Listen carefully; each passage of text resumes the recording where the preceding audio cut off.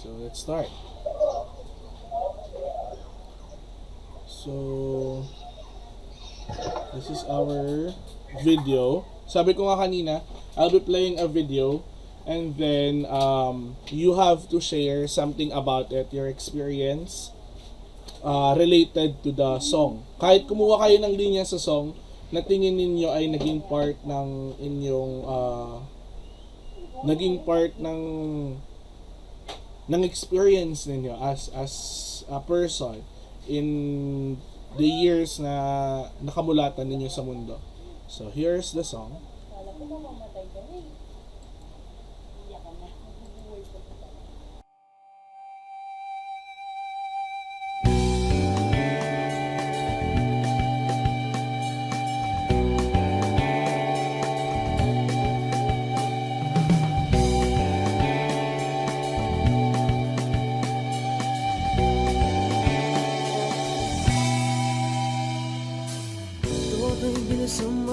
Bilisan mo takbo. Ilagan mga bombang nakatutok sa ulo mo. Toto'y tumalong ka, tumapa kung kailangan, at baka tamaan pa ng mga balang niligaw.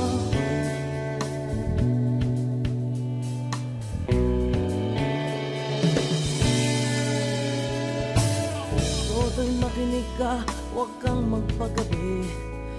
Kapag kamalangkat humandusay dyan sa tabi. Toto'y alam mo ba kung ano ang punot dulo nang di matapos-tapos ng kaguluhan ito? Hindi pula't dilaw, tunay na makalaban. Ang kulay at tatak ay di siyang dahilan. Hanggat marami ang lubog sa kahirapan, at ang hustisya ay para lang sa mayaman. Habang may tatsulok at sila ang nasa tuktok, di matatapos itong gulo.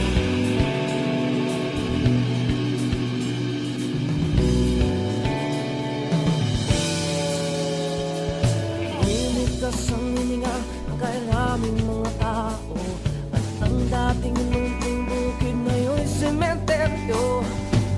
Toto'y kumilos ka, baliktarin ang tatsulok, tulad ng dukha na ilagay mo tuktok. Hindi pula't dilaw, tunay na magkalaban. Ang kulay at tatak ay di siyang dahilan. Hanggat marami ang lugmok sa kahirapan, at ang hustisya ay para lang sa mayaman. Habang may tatsulok at sila ang nasa tuktok, di matatapos itong gulo.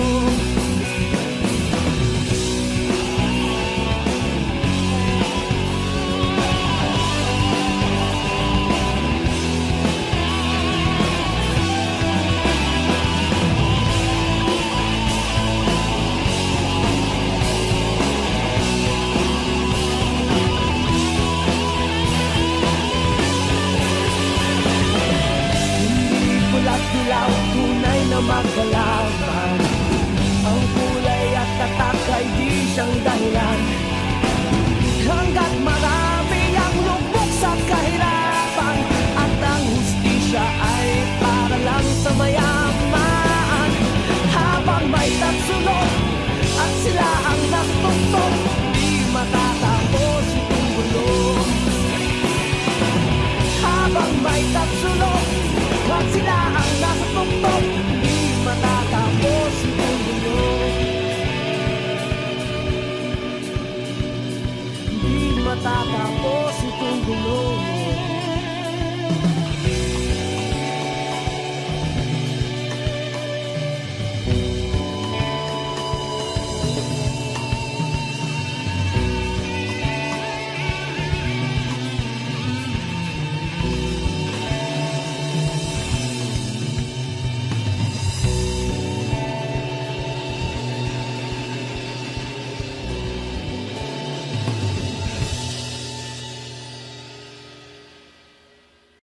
Okay, so what can you say about the song? Sige.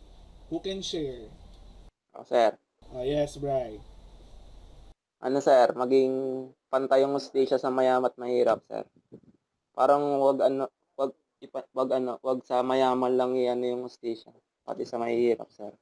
Okay, tama yun. No? That's correct. So, any kapag naman tinanong ko kayo ng experience nyo na medyo related din sa Tatsulok, that doesn't mean that you're going to put it into the context of poverty. So, pwede naman kasing, halimbawa, yung mismong word na Tatsulok, kasi alam mo, si Bamboo dyan sa kanta na yan, ang sinasabi niya dapat mawala yung Tatsulok eh. Kaya yung title niya yung Tatsulok, ang ibig niyang sabihin dyan, so niya mawala yung sistemang Tatsulok.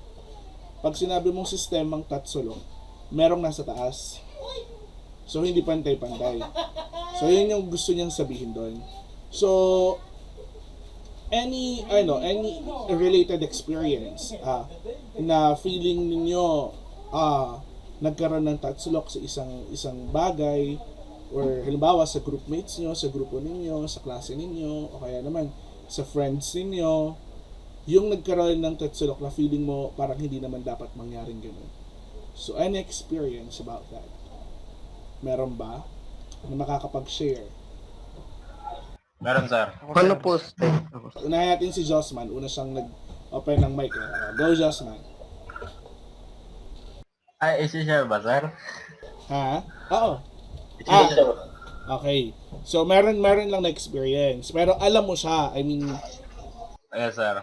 ay na ano mo siya, na meet mo siya somewhere in your life, nakamit ka ng ganong instances. Group of friends, sir. Sa group of friends ko. Okay, sa group of friends. So, may mga ganon. Oh, keep your experience to yourself muna. Kasi, mamaya, i-gather natin yan. So, CJ, ikaw, meron din. Meron ka din experience sa ganon. Sinong Sir, CJ sino po, pong sir? CJ? Acosta. Hindi mo pala kayo, sorry. Acosta. Sir po, yung sa mga school activity, yung mga group po. Okay, sa mga school activity, Yung pong mga leaders, minsan po yung sariling opinion lang po yung kinukuha nila, tapos yung mga members lang po nila hinahayaan lang po sa isang tabi, tapos inuutos-utusan lang po. Okay. Parang ganun po yung ko po. That's a good example also, no? That's a triangle. No, that there may be a triangle in terms of, alam niyo yun, hindi naman talaga mawawala yung triangle eh. Meron talagang mangunguna, may magli-lead. Pero in terms of opinion, ideas, there shouldn't be triangle. It should be a line, no? Straight horizontal line. Hindi siya dapat tatsulok kapag pagdating sa mga ideas. Pero in terms of hierarchy siguro, yung position, talagang dapat may maging leader eh. So, tatsulok yun, may tatsulok talaga. Pero in terms of yun nga, opinions, ideas, perspective, dapat horizontal line, no? And the leader knows how to put it into a horizontal line. Okay, sige, ikaw Lasika, nakita kita kanina na gano'n. Any sharing? Ano po sa minsan po kasi parang parang sa group of friends, parang pakiramdam ko po hindi parang hindi po ako pilong gano'n. Okay, so feeling mo kung may tatsulok tayo, nasa baseline ka, gano'n, nasa baba. Opo sir, parang gano'n po. Okay. Well, alam ko lahat tayo na feel natin yun. Even me, I have felt that before. So, lahat naman tayo na nadaan doon. Pero tama din si Bamboo sa kanta niya, no? Siguro talagang dapat there is a system, no? May sistema sa lahat ng bagay. Aya, anything that you want to share? Underestimated ranking po, sir. Ayun, underestimated Ranking, sir. ranking. Okay. So, can you please further explain yung underestimated ranking? Yung, kunyari, sir, honor ka, high honor ka, pero kahit wala ka namang honor, mas matalino ka pa dun sa mga nasa honor. Yeah, I should say ganito. May nasa honor, nandun sila sa honor, pero mas wise ka dun sa nasa honor. Wise, wisdom. Yes, sir. Kasi Yes, sir. may mga matatalino na hindi wise, di ba? If I'm not mistaken. I'm sorry, I need to get this. I'll be back. Wait lang. Going back. Okay, going back. So, ayun, tama yung sinabi ni Aya, no? So, may mga talagang honors na, alam mo yun, may mga mas wais pa. Wisdom kasi, iba kasi yung intelligence sa wisdom. When you say wisdom, you are getting flexible and flexible and flexible on things. And in terms of decision making, you are really excelling. So, class, you have shared some insights and some experiences about something that you can reflect it into from this song. So, since you have dealt with this, papasok ngayon tayo dun sa tinatawag nating creative nonfiction. So, dun tayo papasok kasi nakapag-share kayo ng mga insights ninyo about that, may mga experience kayo about that. So, let's now define what a creative nonfiction is. So, can you please read what is it, Brian? Also known as literary nonfiction or narrative nonfiction. It is a genre of writing that uses literary styles and techniques to create factually accurate narratives. Okay, very good. So, a creative nonfiction is a literary nonfiction or narrative nonfiction. It is a genre of writing that uses literary styles and techniques to create factually accurate narratives. So, facts. Okay? So, we're going to deal with facts in creative nonfiction. So, wala nang paligoy-ligoy pa. Basta lahat yan true to life events. Factual information. So, let's start with yung mga sinabi nyo kaninang experience. Since you have experienced it, it is a non-fiction. Kapag nire-write natin siya, non-fiction yan. So, let's see. What are the different types of creative non-fiction? So, the first type of creative non-fiction is an autobiography. So, kailangan yung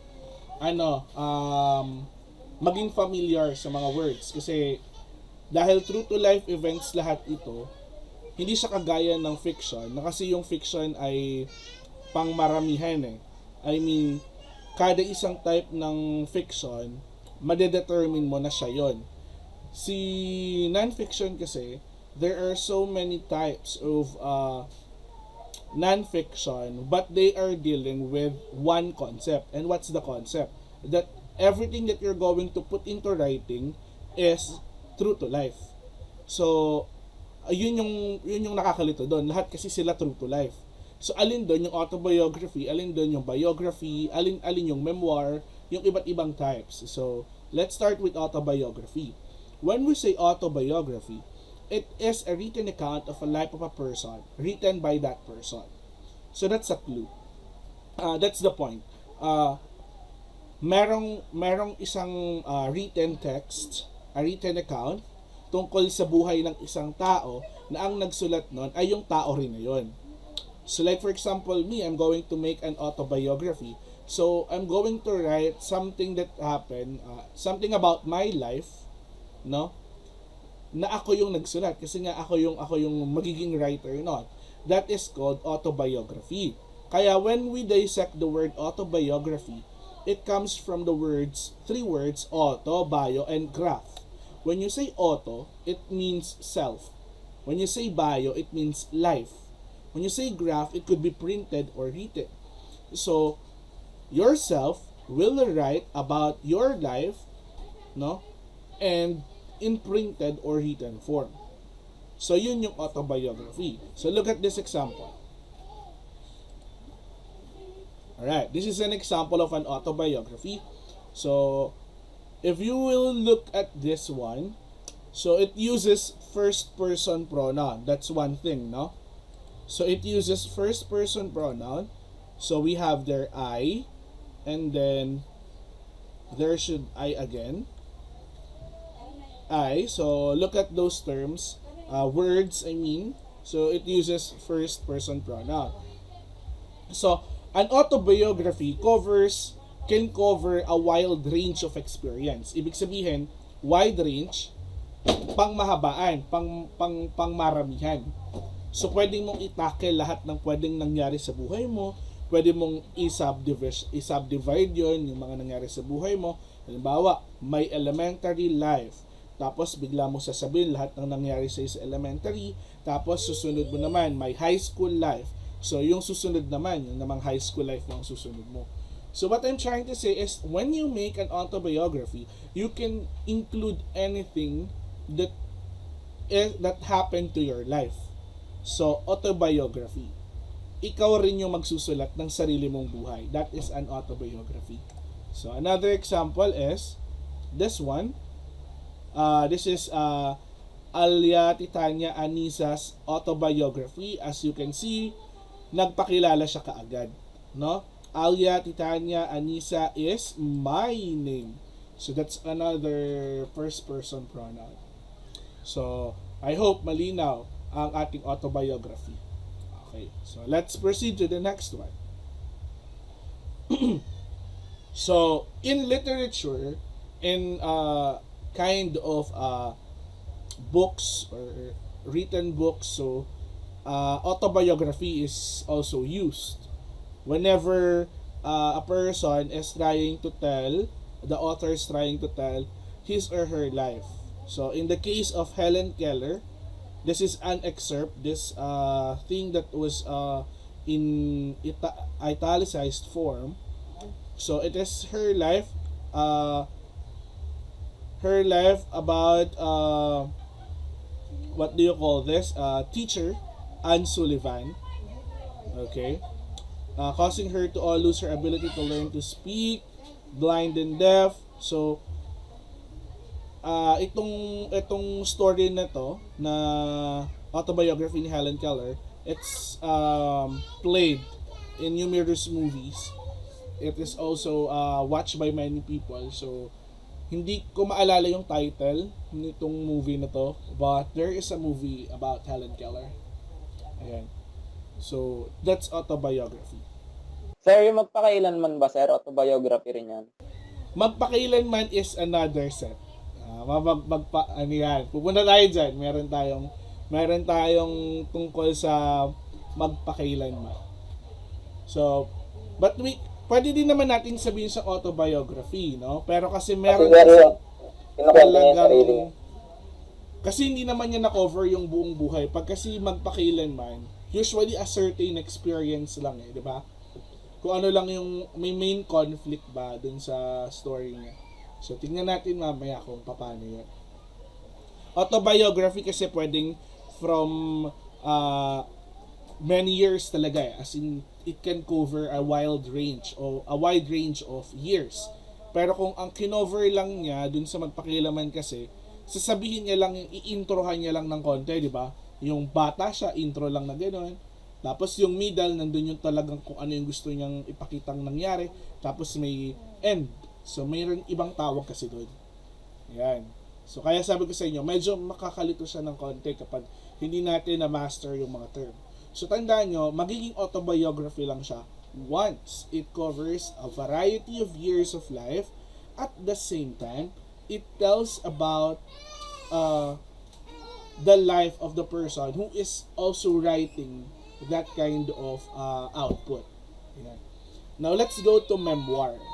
Okay, memoir is like autobiography, but memoir is based on the author's personal memories. So, personal memories, and it is focused on a single event.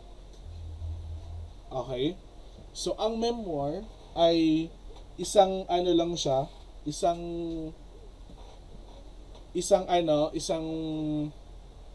story lang siya.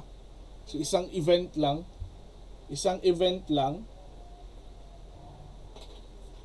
Okay, it's a single event in a person's life. Yan, okay? So, yung autobiography, ang dami niyang kinover, di ba? Pero yung memoir, personal memory siya of a single event. Okay? So, let's have some examples. So, like this one. So, please read yung itong nandito sa taas. CJ Acosta.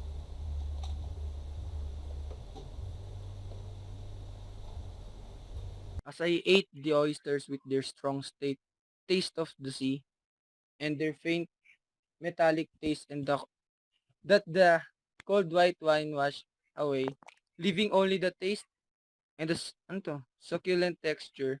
And as I drank their cold liquid from each shell and watched it down with the crisp, crisp taste of wine, I lost the empty feeling and began to be happy and to make plans. Okay, I'm going to give you a background muna para mas maintindihan nyo kung saan nanggagaling itong text na ito.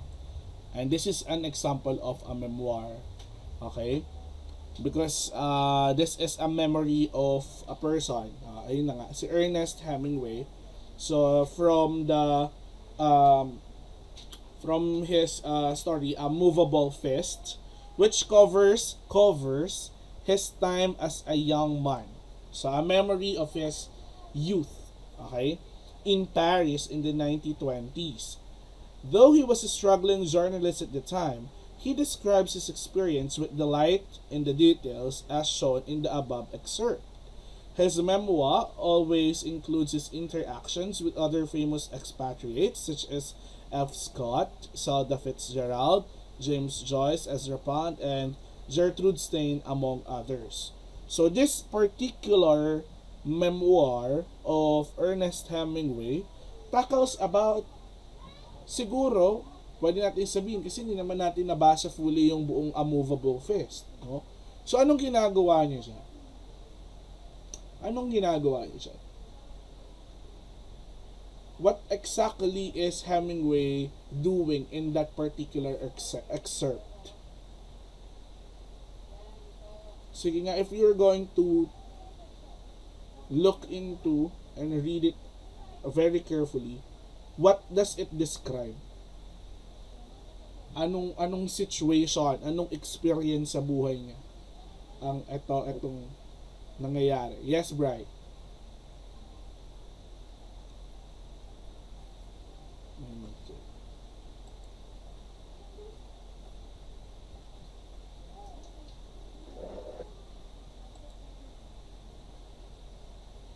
Anyone?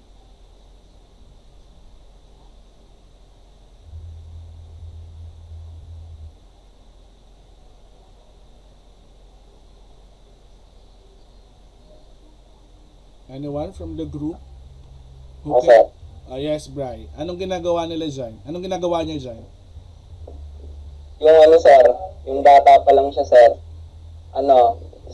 nag-journalist na siya at the time, tapos nag-struggle siya sir. Tapos dinodescribe niya po yung lahat ng experience niya, saka yung details po. Okay. Pero dito sa particular na text na pinakita ko, ito, ayan, yung binulugan ko ngayon. Ayan. So, what exactly he is doing here? Ginagawa niyo to eh. Probably... Siya kumakain. Kumakain, yes, kumakain. Aside from kumakain, sabi niya kumakain siya ng oysters eh. Ginagawa niyo to guys, minsan. Especially pag broken-hearted kayo. Nako, na ganyan ginagawa yun. Umiinom sir. Yeah, very good, Josman. Alam na alam. So, dito sa part na to, alam na natin, sinabi na dito sa background that Ernest Hemingway's memoir of A Movable Fist covers yung struggle niya being a journalist. So, siguro, we can infer that before this, siguro na-reject yung mga ginagawa niya. So what he did is, he ate oysters together with a cold white wine. Ayan. So, what happened is that after niya uminom, so, he felt happy and eager to make another plans. So, this is an experience. Kung titingnan ninyo, this memoir is a particular experience. So, it focuses on one single event. And what is that event? That Ernest Hemingway pointed out. His struggle as a journalist.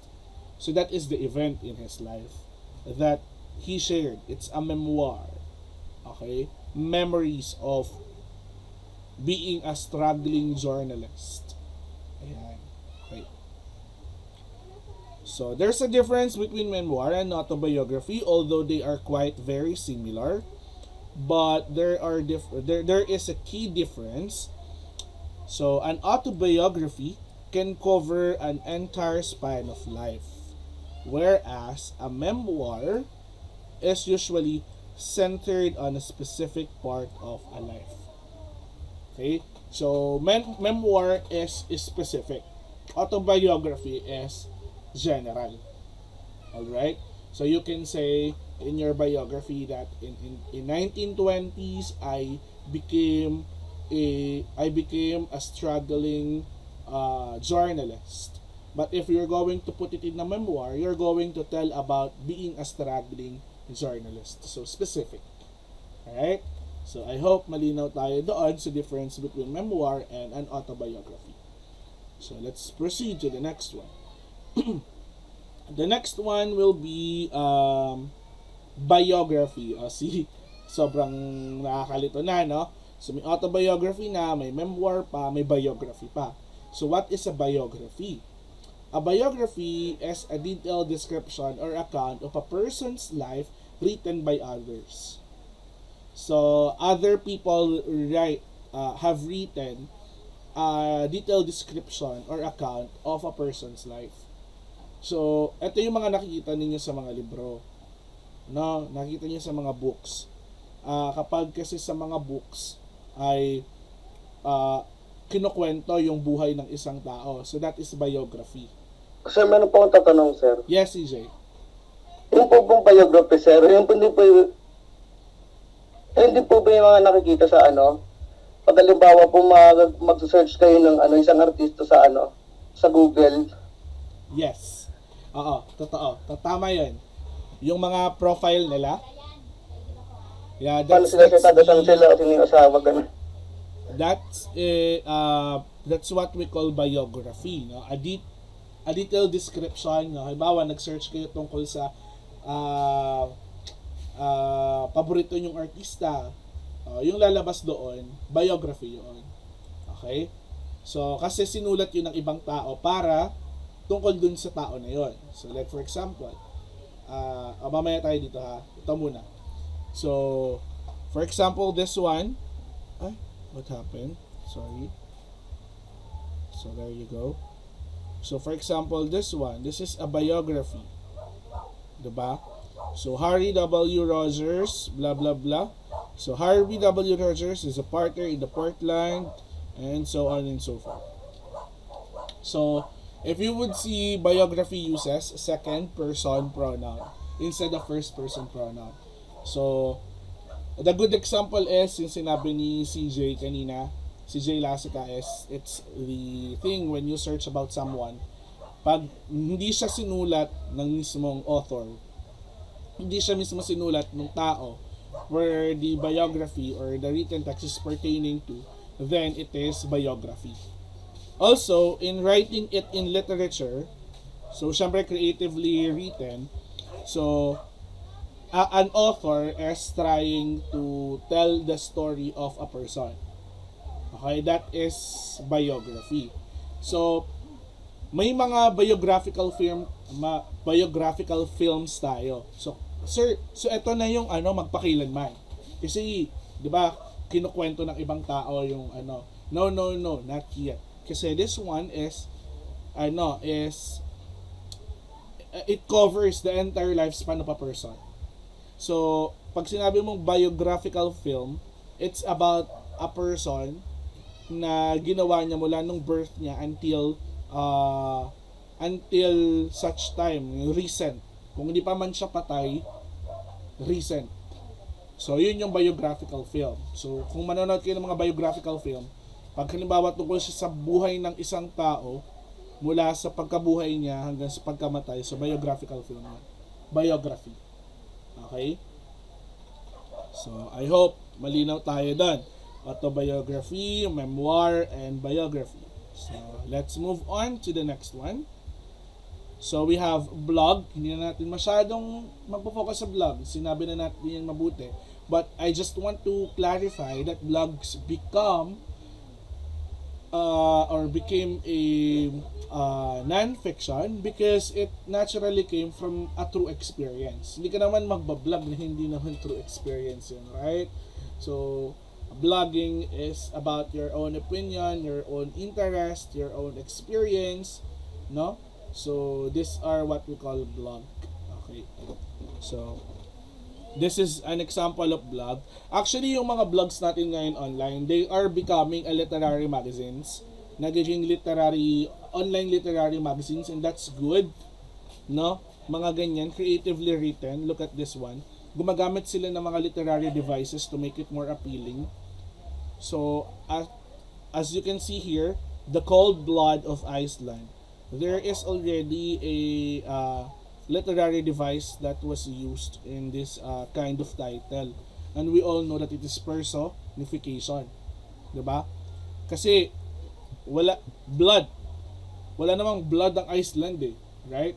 But, using personification, it became a more interesting topic or more interesting title, which is what you're going to do in the next activities that you're going to do in this particular lesson. So, you're going to create your own title, your own appealing title. If you're going to tell your story, there should be a title. There should be a good title for your essay. So, and if you're going to read this entire literary piece, it is an experience of a person on visiting Iceland. This is an Ronnie Horn. So, in November 30, that is very recent. So, his experience on Iceland. So, he discussed where he went to, what he experienced, his opinions. So, that's a blog. Right? So, there you go. Let's go another one. So, we have this one. Writer's Fridges by Edgar Keret. Ayan. Okay. Another one is Electric Lead. You can also blog some opinions, some of your opinions in this one. For example, you have read a book or you have watched a movie and you're going to make a blog about that, so you can post it in the internet. So, blog is general actually. Kapag nag-critic ka ng book, ang tawag doon ay critic blog. So, there are different types of blog. Hindi lang natin masyadong i-dissect kasi meron kasing subject for creative non-fiction talaga. Ayan. So, let's move on to the next one. So, we have critic. Ayun na, critic. This is what you're going to do in the next week. So, we're going to critique or review literary adaptation. So, kanina may nakita akong tanong if it is oral. No, it's going to be digital pa rin. We're going to work on docs. So, we have now a critical discussion. So, a critic is a critical discussion or review that describes. So, we're going to describe, summarize, and then analyze, and then evaluate. That is the big term there. Evaluate. So, we're going to evaluate the strengths and weaknesses of a work. So, kaya siya magiging bigat in class, it's because we're going to put into everything that we've learned. So, it's like summing up everything. When we do the film critic, the literary adaptation critic paper, what you're going to critic is different elements of the fiction, different elements of the drama, different elements, parang pinagsama-sama natin sila. So, it's better, before you proceed next week on our class, take a look at to whatever we have discussed from the previous one.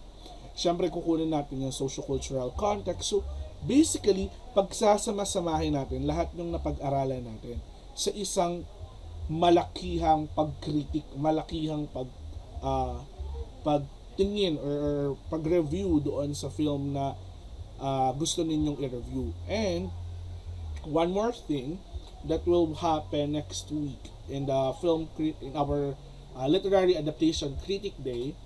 So, hahanapin ninyo yung mga literary devices na ginamit. And remember, in a drama, diba, in a specific drama, I've enumerated the different kinds of, in a fiction, the different literary devices in a fiction. Kaya nga in our literary world, in the literature world, lagi silang magkasama. Yung si non-fiction, lagi siyang kasama ng iba pang mga kinds of literature. Kasi genre of literature. Kasi look, poetry. When you evaluate the poetry, that is non-fiction. Yung evaluation mo is non-fiction.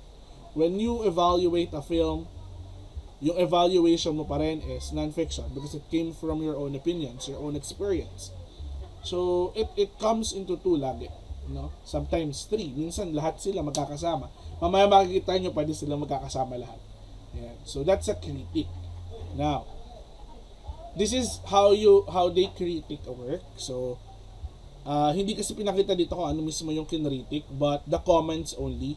So, as they critique it, sinabi niya na yung movie ay yung play ay inexplicit and deliberately fatuous.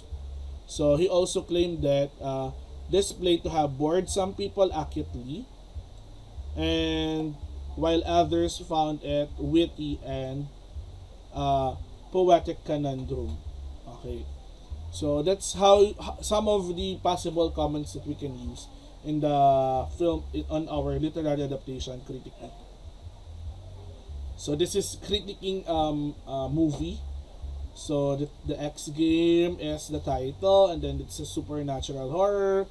So one more thing in critiquing, pag nakita niyo yung word na summary, like for example, it does not mean that you're going to critique the summary. It does not mean that you're going to tell the summary of the story. It means that you need to critique the summary of the story. So you're not going to retell. So hindi nyo ikukwento ulit kung ano yung nangyari din sa movie. Kung magkwento man kayo, one paragraph will do. The rest will be your comments about the story. Your comments about the entire literature, the entire literary adaptation, the entire story. Comments mo about that. So what can you say or what can you reflect about that? So hindi mo susulat kung ano yung nangyari.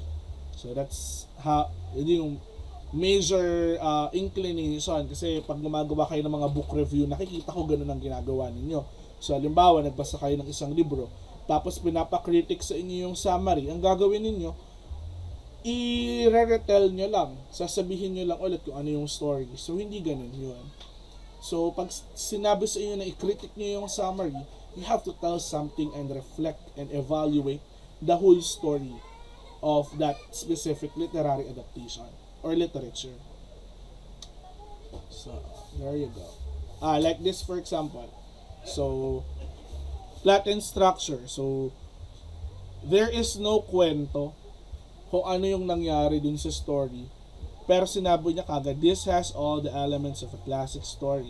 From the beginning, the main character, turns of the security system in the manner, immediately cueing the reader. See, so wala siyang kinuwento. So it's a type of an attack sa critic. I mean, attack as a critic. Anong literary device yung gagamitin mo? Ano yung gusto mong evaluate? Kaya nga pagsasama-samahin natin lahat ng napag-aralan natin from day one in doing the film critic. Okay. Now, make sure yourself remember this. When you evaluate or evaluation, remember that at the middle of the word evaluation, there is what we call value. So we are extracting the value of that certain literary adaptation. And the parts of a critic should follow this one: the introduction, the summary, the evaluation, your response, and your conclusion. So you're going to introduce first whatever you have watched, and then critique the summary. What can you tell about the summary? And then evaluate the entire literary adaptation and what could be your response on how the author made the entire literary adaptation, and then provide your own conclusion. So these are the major parts of a critic. During the summary, evaluation, and response part, dyan yung ilalabas ngayon yung mga elements na ginamit ng fiction, yung elements na ginamit ng drama. So, in that part, you're going to do that. Okay? So, the next one is peer critic. When you say peer critic, so halimbawa, si CJ, meron siyang ginawang essay, si Josman, may ginawa rin siyang essay. So, mag-exchange silang dalawa. Check ni CJ yung essay ni Josman, at check naman ni Josman yung essay ni CJ. So, that is a peer critic. Ibig sabihin, you are letting other or some of your peers or your friends to critic or provide criticism about your work. So this is very good in making, for example, fictional stories. You're making a poem and you let your classmates tell you what is missing or what can they say about the poem that you have made. So what you're doing is a peer critic or peer review. Alright? So, and make sure that when you receive criticism, you accept it as constructive criticisms. Ibig sabihin, don't take it negatively. Right? So, next. So, we have ito na. Ito na si Magpakilanman, anak. Personal narrative. When you say personal narrative, it's a narrative essay about the true story of something that happened to someone, usually told to illustrate an instant and is based on autobiographical events. So, eto na yun, kaya siya personal narrative, narrate, nagkukwento. Okay? It's a narrative essay about a true story of something that happened. So, it is based on autobiographical events. So, what is the difference between a memoir and a personal narrative? Yung memoir kasi, di ba, memories lang siya. So, isang part lang yon. Isang text lang yon. You can tell it in one paragraph. You can tell it in one or two paragraphs. Pero kasi si personal narrative, pagdating sa kanya, it's a true story about your life. It could be your life, it could be a combination of the story of your life and house, with your friends, in your daily means or daily hobbies. And it also has a beginning, middle, and end. So, kasi nagkukwento ka nga eh. So, magsisimula ka, tapos gigitna ka, tapos hanggang sa matapos. Personal narrative. May sariling setting at may sariling details. So, ayan yung Magpakilanman natin. At saka yung, ano yan? Yung sa kabila. May nasa kabila pa eh. Naalala mo kaya? Naalala mo kaya? Yes. Yan yung mga tinatawag natin personal narrative. Kapag nagkukwento ka na ng story mo mula beginning, middle, and end, so that's a personal narrative. So it should be creatively written. So it is written in first person using pronouns me, my, I, we, or myself. And when you're doing it, para kang gumagawa ng short story. Pero totoo yung nangyayari. So alam nyo naman yung elements ng short story natin, di ba? So nandun yung limang elements ng plot yon, di ba? So alam nyo rin na kailangan merong plot, may literary device, gumamit kayo literary device. So pag nagkukwento kayo, so that's a personal narrative. Okay? Any questions regarding that? Kasi sila yung magkakatulad. Autobiography, biography, memoir, personal narrative. Halos magkakatulad sila. But, they are different in nature. Okay. So, like for example, this is a sample personal narrative. So, I was in gym class when my teacher suggested we go outside and play softball. As we made our way out to the field, my stomach slowly turned into a giant knot of fear. Softball is not just my game. I have a knack for always getting hit in the head by the ball. It doesn't matter where I'm standing. The ball just seems to find me. So, nagkukwento lang siya. Kinukwento niya experience niya as dito sa time na to. Mula noong tinawag siya ng teacher niya para maglaro hanggang sa dulo. Okay? So hanggang sa natulungan niya daw ang kanyang team to win. So nakapagkwento siya. Okay? So that's how you're going to do it. Ayun pa pala isa. When you provide a narrative, personal narrative, you tell exactly describe the event in order, no? So systematically, so that it will help the reader to form the picture of the events. Okay, so meron ding details, so detalyado, and let the reader know your feelings about the situation.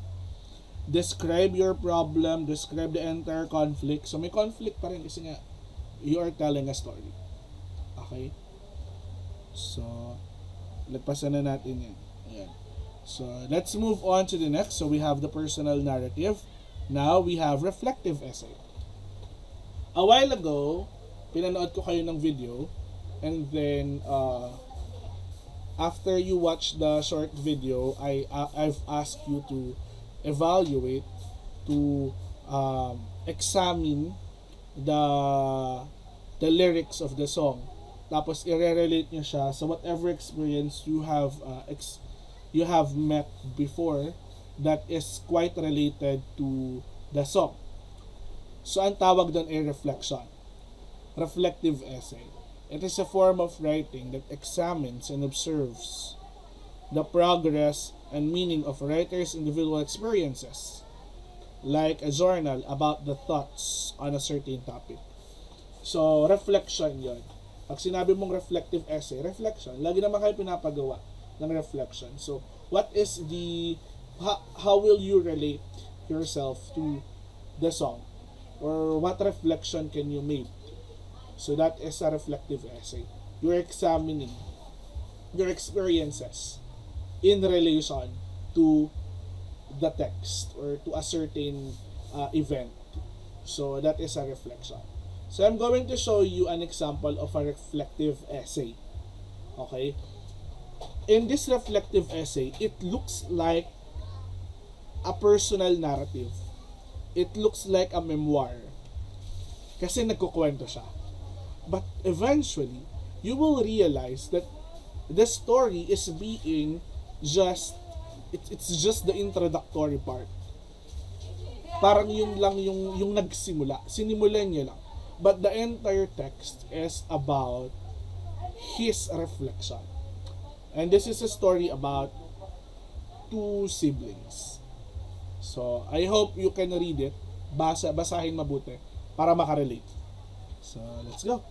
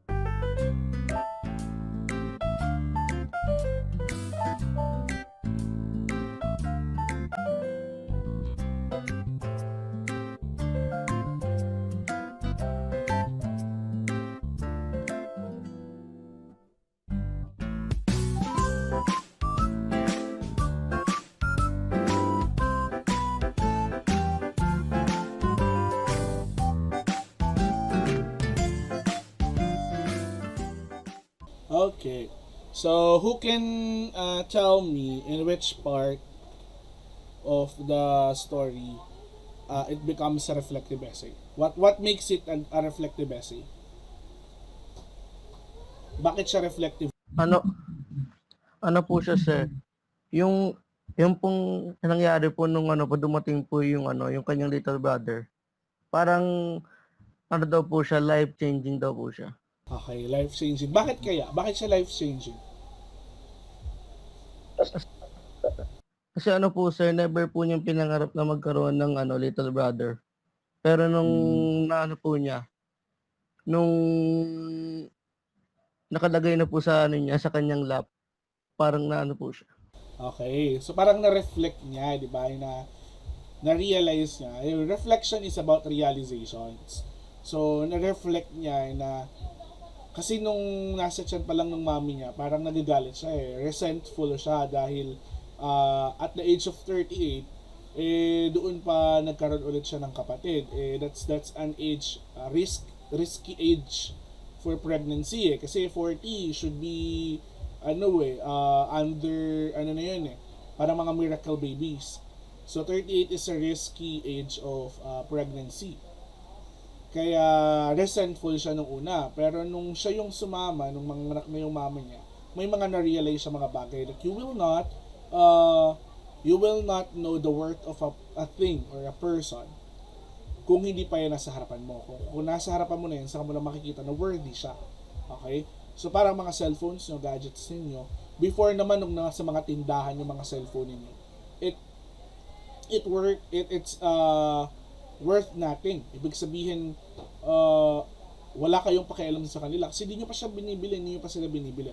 But that time na naibili na sa inyo or naibigay na sa inyo or binili nyo na yan, parang sobrang importante niya na hindi siya pwedeng mawala sa inyo. Right? Diba? So, yun yung na-realize na that's a reflection. Okay? That's a reflective essay. So, I hope malinaw yung what is a reflective essay. Okay. So, let's move on to the next one. So, we have the reportage. Okay?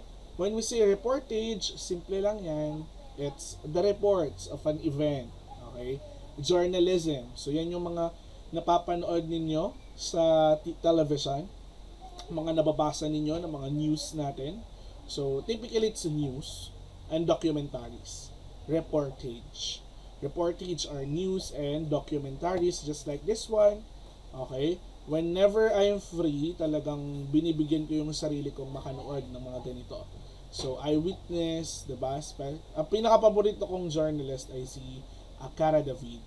Ayan. Kasi, siya, parang yung mga topics niya kasi is really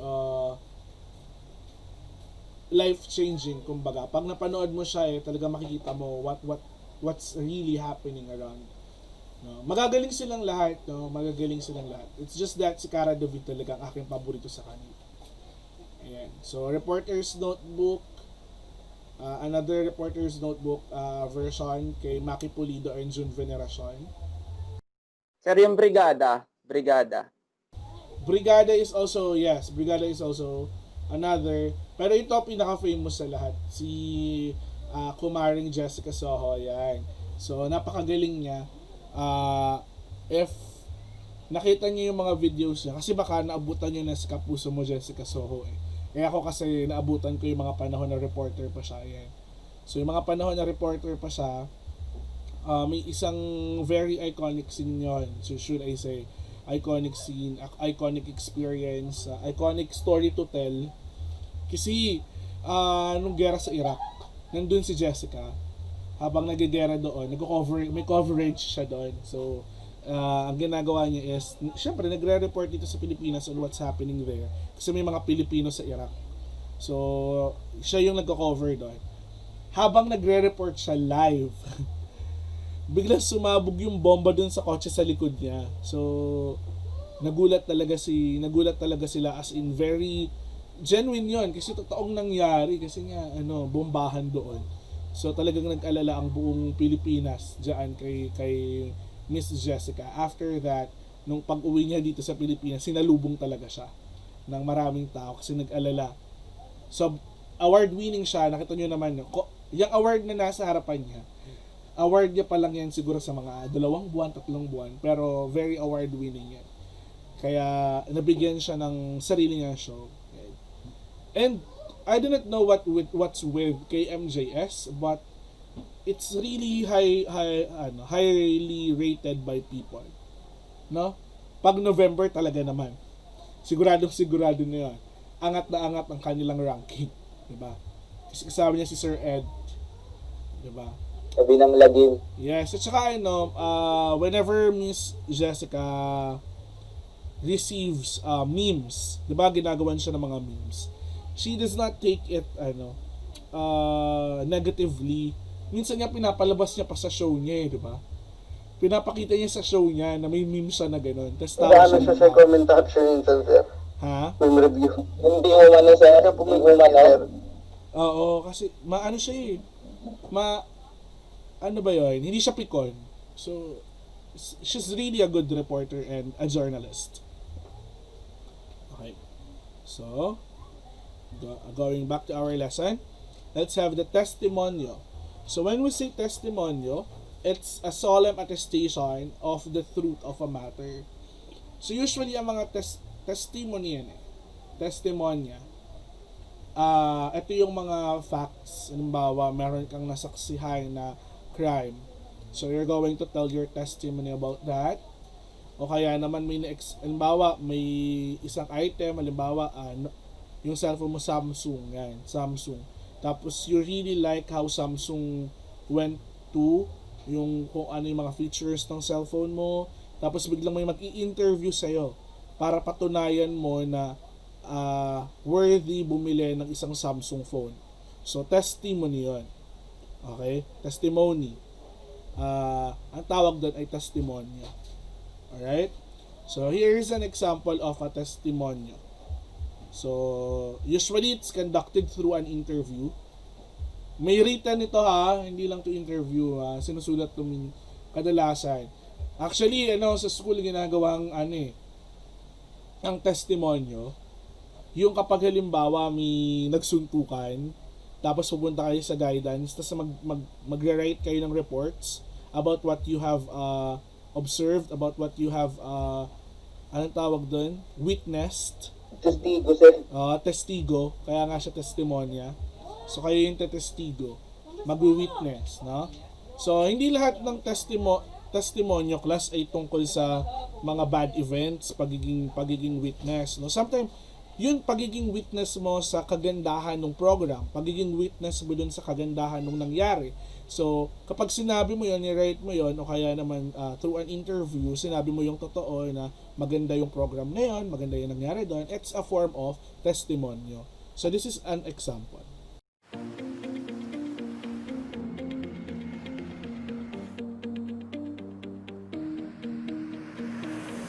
Hi, my name is Samar Mahbouba. I work for McKesson and I'm a marketing project manager there. McKesson is a Fortune 500 healthcare company. We do pharmaceutical distribution. We recently created a new program, a technology platform. We wanted a quick and efficient way to communicate the new program to our customers, and an explainer video really helped us with that. Somebody that can be agile and can understand our business quickly. We really found that with Yum Yum. We met with them once or twice, provided a few documents, and they were able to come up with a great video and a great script that definitely met our needs. The production process was really smooth. I was surprised at how creative they were able to be and how well they were able to understand our business just after a few short meetings. They listened to our feedback, were really responsive. It was a great process working with Yum Yum. After we created this explainer video, the other program managers were very impressed. They thought it was a great and efficient way to communicate to customers. So I think in the future we'll definitely be investing more in video marketing.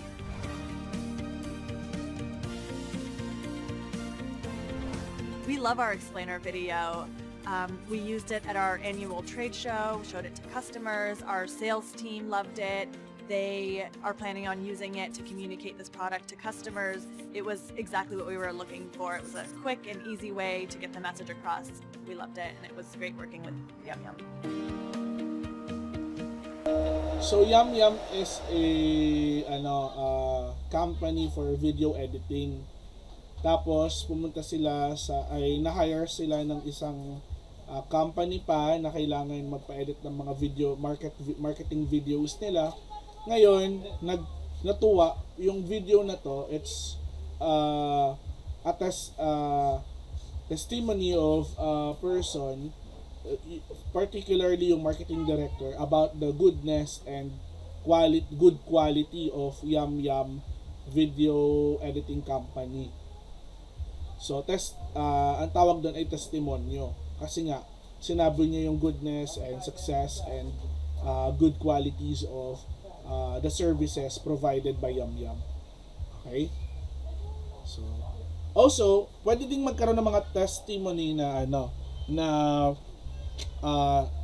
yung halimbawa nasa profession ka, so what happens in the profession, what are the real events that happens to you, so ano yung pwede mong i-expect in being one. So I have made a testimony before about being a teacher. So what are the challenges, or what is your biggest inspiration in being a teacher, or what are the inspiration of teachers.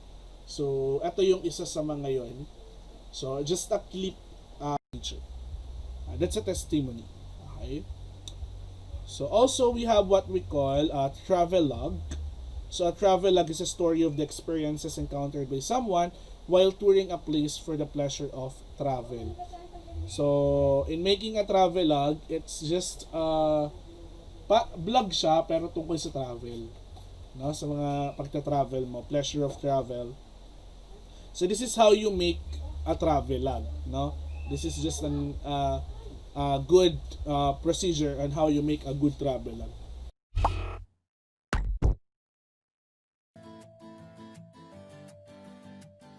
Travelogue are detailed description of a writer's travel experience, such that readers should be able to almost experience the place just like the writer. Want to know more about the travelogue? Come, let's go through the video. First of all, you visit various places so that you can inform others about these locations. Readers of your travelogue want an eye-catching text to feel a live experience. As you travel, write down your impressions, your dining experience on different restaurants, variety dishes, its ingredients. Also, you can add details of attractive decor and amazing musics. You can also add interviews with other travelers and also with local people during your journey. Appeal to the senses when writing about location to give a live experience to readers. You can also ask inputs, thoughts and ideas from other travelers. Okay, now let's check how to write a travelogue. Travelogue writing can divide into 3 parts. First one is introduction, second, its body, and final it is conclusion. First one, introduction. Research detailedly about the place you visit. Also you can recollect your experience and encounters. Give your readers a photographic description that makes them attracts. Now we can check the body. Mainly you can write it in 3 to 4 paragraphs. Highlight and note down the various attractions. Mention the transport ways and means to reach your destination. Note some real-life examples, instances, and funny situation during your journey. Add the details of the people you met there, and their lifestyle, and also about their food. Write down about the cultural background of your travel. At last, its conclusion. Mention some do's and don'ts of the place to help the readers. Note down what you like the most about the destination. Use simple words to make the readers understand well. These are the simple steps to write a travelogue. Hope you enjoyed the video. Don't forget to subscribe my channel. See you.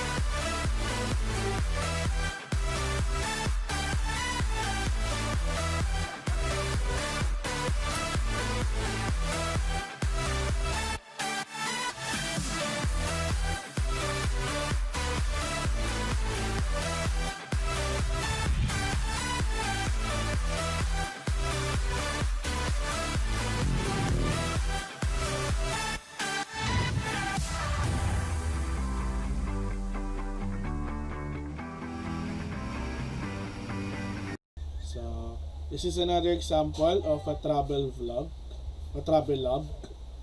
So, this is a travel log in the Mountain Province. As you can see there, several clip arts were made. So, para siyang brochure.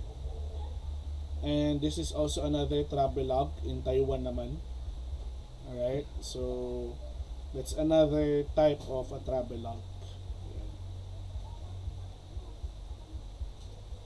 So next is a lyric essay. Ito yung sinasabi ko sa inyo kanina na pwede nating pag-combinein ang poem, essay, or memoir. So ibig sabihin, you are telling your story using a poem. So may mga gumawa nito nung nakaraan nating activity in the literary genres. So may gumawa na yung kanyang poem ay kinukwento niya yung kanyang buhay pag-ibig at kung paano siya nasaktan, ganyan. So it is a lyric essay. So it comes into a poetry, poem siya. Tapos may mga rhymes.